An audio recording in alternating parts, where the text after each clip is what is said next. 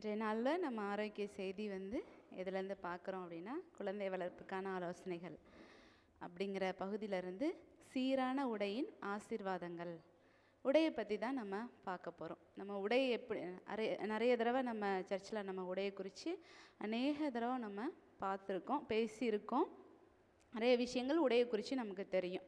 உடை நம்ம எப்படி பேசிக்காக நம்ம கொஞ்சம் பேசிட்டு அதுக்கப்புறம் ஆவிக்குரிய விஷயத்துக்கு போயிடலாம்.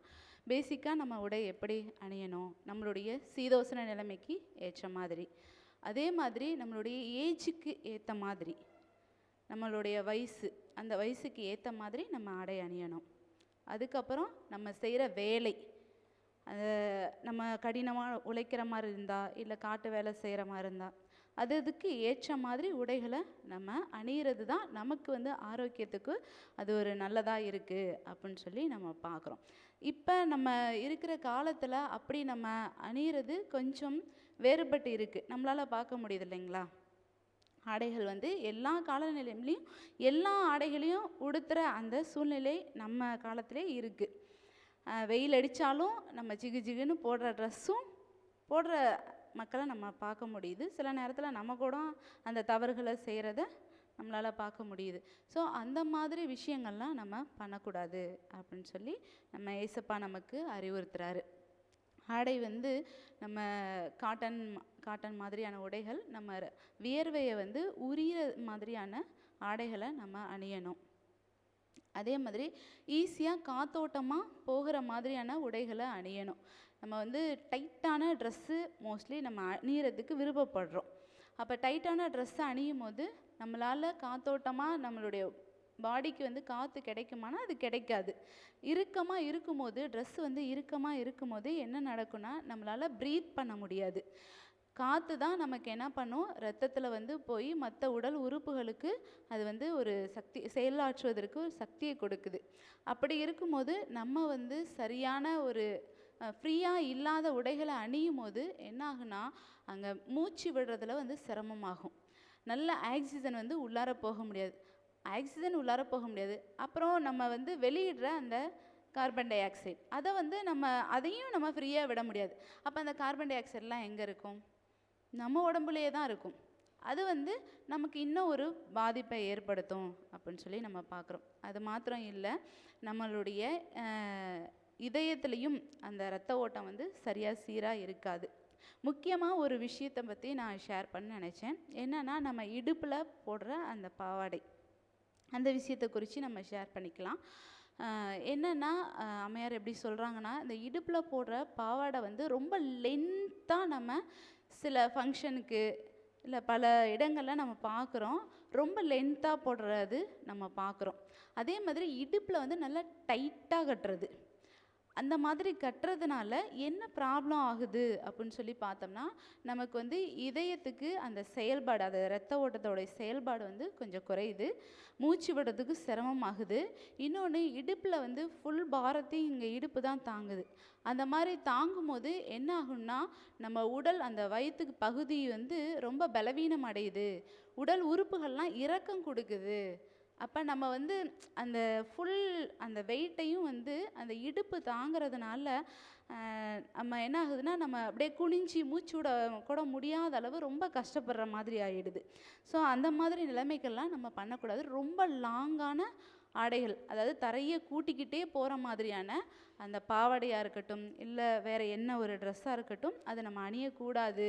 அது நம்மளுடைய ஹெல்த் வைஸும் நல்லதில்லை.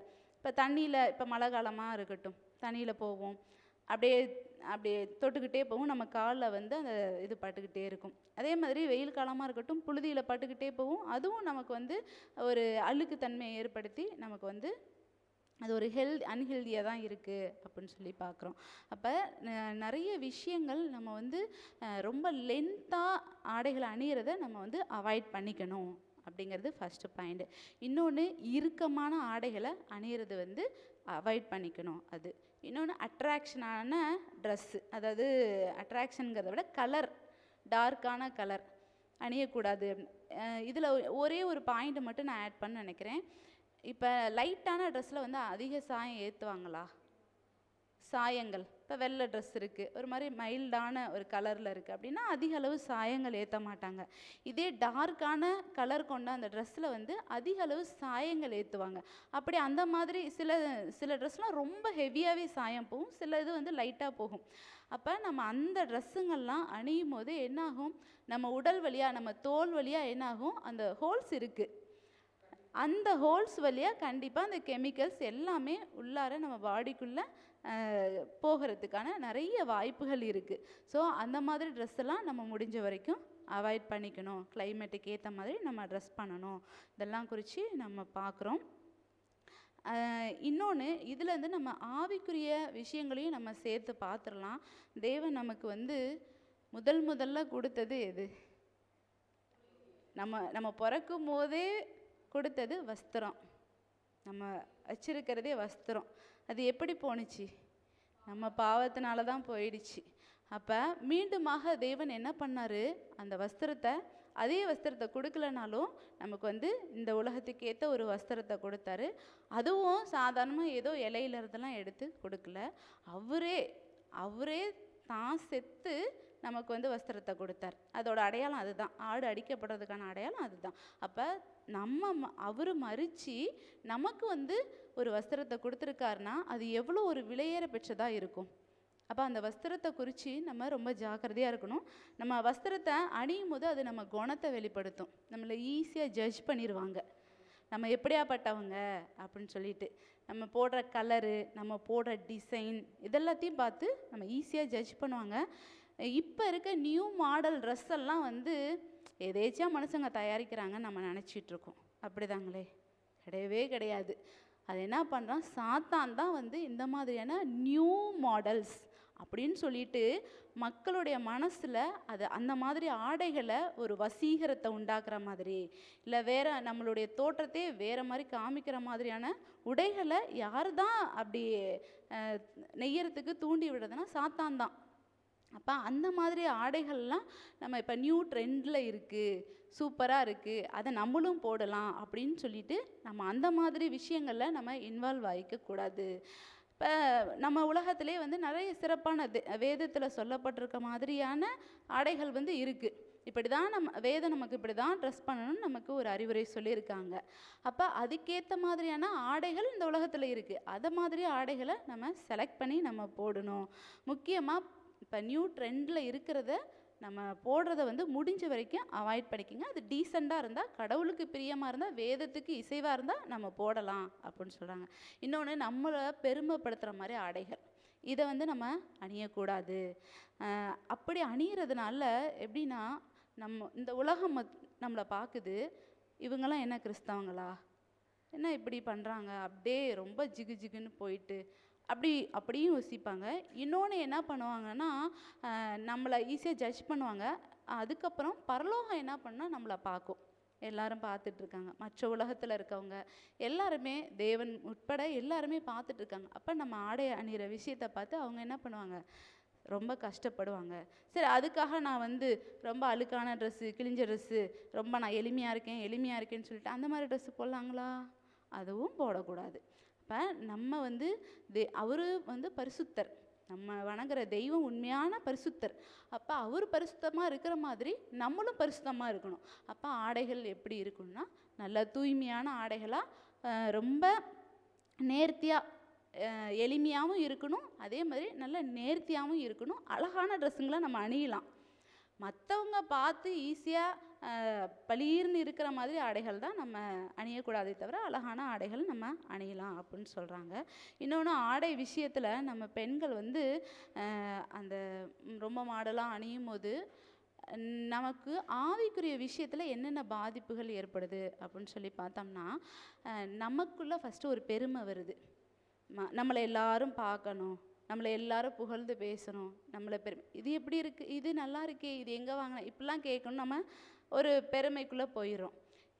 இன்னொன்று, ரெண்டாவது, நம்மளை பார்க்குறவங்களுக்கும் அது இச்சையை தூண்டி விடுற மாதிரி தான் அமையுது. நம்ம நிறைய பேர் சொல்லுவாங்க, அப்படிலாம் இல்லை, அதெல்லாம் என்ன, எல்லாம் போட்டுக்கலாம், உங்கள் கண்ணில் தான் சரியில்லை, பார்வையில் தான் உங்களுக்கு குறைபாடு இருக்குது, நிறைய பேர் சொல்லுவாங்க. ரொம்ப தப்பான விஷயம். அது மற்றவங்களுடைய இச்சைகளை அது தூண்டி விடுறதா தான் இருக்குது. இன்னொன்று, போட்டுருக்க நம்மளை என்ன பண்ணுன்னா, தொடர்ந்து ஒரு மாயைக்குள்ளே நம்ம ஒரு பெருமையிலே இருந்தோம்னு வச்சுங்களேன். பெருமை யாரோட குணம்? சாத்தானா குணம். அப்போ சாத்தான் என்ன பண்ணுவோம், ஒரு மாயைக்குள்ளேயே நம்மளை கொண்டுட்டு போவான். அதுக்கப்புறம் என்ன ஆகுனா, மாயையான விஷயங்களை மட்டும்தான் நம்ம செய்வோமே தவிர நற்கிரியைகளை நம்ம செய்ய மாட்டோம். நம்ம எதுக்காக தான் உண்டாக்கப்பட்டோம்? நற்கிரியைகளை செய்யவே நம்மளை தேவன் படைச்சிருக்கார். அப்போ நல்ல கிரியைகள் நமக்கு வருமானா அது நமக்கு செய்ய வராது. அப்போ நம்ம சாத்தான் ஈஸியாக நம்மளை ஏமாத்திடுவான். கடைசியாக ஒரே ஒரு விஷயம், நம்ம கிறிஸ்தவங்க அப்படின்னு சொல்லிக்கிற நம்மள்கிட்ட இருக்கிற ஒரு ஃபால்ட்டை பற்றி பேசுகிறாங்க. இது இது இயல்பாகவே நம்ம ஒவ்வொருத்தவங்கள்ட்டையும் இருக்கிற ஒரு விஷயமாக தான் இருக்குது. இப்போ நம்ம பிள்ளைங்களை எப்படி வளர்க்கணுன்னா, பரிசுத்தமான தூய்மையான ஒரு அடக்க ஒடக்கத்தோட, பெரியவங்களை மரியாதை கொடுத்து ரொம்ப பணிவோடு வளர்க்கணும். அப்படி தான் வேதம் சொல்லுது. இப்போ ரொம்ப பணிவாக அப்படியே நம்ம வளர்த்தோம்னா என்ன, நம்ம வளர்க்கணும்னு விரும்புகிறோமா? ரொம்ப பணிவாக ரொம்ப அடக்க ஒடக்கமாக, அதெல்லாம் அந்த காலத்துக்குரியது. அப்படி தானே நம்ம யோசிக்கிறோம். பைபிள் படிக்கிற நம்மளே இந்த காலத்துக்கு உரிய மாதிரியாவது அட்லீஸ்ட் நம்ம கொஞ்சமாவது நம்மளை மாற்றிக்கணுங்களேன் அப்படின்னு நம்ம பேசுகிறோம். ஆனால் அப்படிப்பட்ட கிறிஸ்தவர்கள் என்ன பண்ணுறாங்கன்னா, தங்களுடைய பிள்ளைகள் நல்லா மற்றவங்களோட போட்டி போட்டு எல்லாத்த விட பெஸ்ட்டாக இருக்கணும் அப்படின்னு சொல்லிட்டு நம்ம ஆசைப்படுறோமா. அதுக்கேற்ற மாதிரி எல்லா விஷயத்துலேயும் மற்றவங்களோட போட்டி போகிறோம். நம்ம இந்த சர்ச்சில் இருக்கும்போது நம்ம மைண்ட் அப்படி இருக்காது. வெளியில் போய் பாருங்கள், அவங்கள விட நம்ம பெஸ்ட்டாக இருக்கணும். தேடி தேடி ஒரு ட்ரெஸ்ஸாக இருக்கட்டும், எல்லா விஷயத்தையும் தேடி தேடி நம்ம செலக்ட் பண்ணி இருக்கிறத விட வித்தியாசமாக இருக்கணும் அப்படிலாம் நம்ம செலக்ட் பண்ணுறோம் இல்லைங்க. அது என்ன சொல்கிறாங்கன்னா, நம்ம தேவனை அல்ல பிசாசை தொழுது கொள்கிறோம் அப்படிங்கிறாங்க. இது கேட்டவொடனே எனக்கு அப்படியே தூக்கி வாரி போட்டுச்சு. நம்மெல்லாம் நம்ம பிள்ளைங்க அழகாக இருக்குன்னு தானே ஆசைப்படுவோம். அதுக்காக தானே தேடி தேடி போய் ட்ரெஸ்ஸை செலக்ட் பண்ணி இல்லாததே அப்படியே இதுவரைக்கும் யாருமே போட்டிருக்கக்கூடாது அப்படி தானே நம்ம செலக்ட் பண்ணி நம்ம பிள்ளைங்களுக்கு கொடுப்போம்.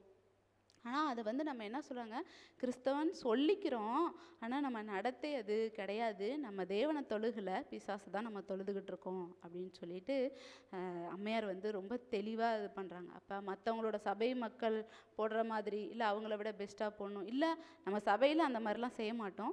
வெளியில் நம்மளுடைய நடத்தை அப்படியே வேறு மாதிரி இருக்கும். நம்ம என்ன பண்ணுவோம், வெளியில் போனோம்னே நம்ம வேறு மாதிரி நம்ம கேரக்டரை காமிப்போம். அப்போ அங்கே போயிட்டு அதுக்கேற்ற மாதிரி ஒரு வாழ்க்கை வாழுவோம். அங்கே அந்த போட்டிகள் எல்லாமே நம்மள்ட்ட இருக்குது. அப்படி இருந்துச்சுன்னா நம்ம சாத்தானோய தொழுகை செய்கிறோம், தேவனை தொழுகை செய்யலை அப்படின்னு சொல்கிறாங்க. அப்போ ஆடையை குறித்து நம்ம ரொம்ப ஜாக்கிரதையாக இருக்கணும். ஏசப்பா நமக்காக ரத்தம் சிந்தி அவரையே, அவரோட உயிரையே கொடுத்து நமக்கு வஸ்திரத்தை கொடுத்துருக்கார். அப்போ அந்த வஸ்திரத்துக்காக நம்ம எந்தளவு நம்ம ஜாக்கிரதையாக இருக்கணும். உலக வஸ்திரங்களை விட எல்லாத்துக்கும் மேலாக பரலோக வஸ்திரம், அதாவது நீதியின் வஸ்திரம், அதை தரிசிக்கிறதுக்கு நம்ம ஒவ்வொரு நாளும் நம்ம பிரயாசப்படணும். நம்ம பிள்ளைங்களுக்கு அதை சொல்லணும். நீதியின் வஸ்திரத்தை பெற்றுக்கொள்வதற்கு நம்ம ஒவ்வொருவரும் ஜெபம் பண்ணணும். நம்ம பிள்ளைங்களையும் ஜெபம் பண்ண வைக்கணும். வசனத்தின்படி வாழ்கிற வாழ்க்கையை பிள்ளைங்களுக்கு சொல்லித்தரணும். முக்கியமாக சுத்த இருதயம் வேணும். பரிசுத்த ஆவியானவரை கொடுங்கப்பா. சுத்த இருதயம் இல்லைன்னா நம்ம தேவனை தரிசிக்கவே முடியாது அப்படின்னு சொல்லிட்டு நம்ம பிள்ளைங்களுக்கு ப்ராக்டிஸ் பண்ணிக்கிட்டே இருக்கணும். அது உடையாக இருந்தாலும் அது என்ன விடுங்க, ஒரு நாள் தானே அப்படின்னு நம்ம யோசிக்க வேணாம் அப்படின்னு சொல்கிறாங்க. இந்த நல்லது ஒரு வாய்ப்பை கொடுத்த தேவனுக்கு கொடான கொடி நன்றி. ஆமீன்.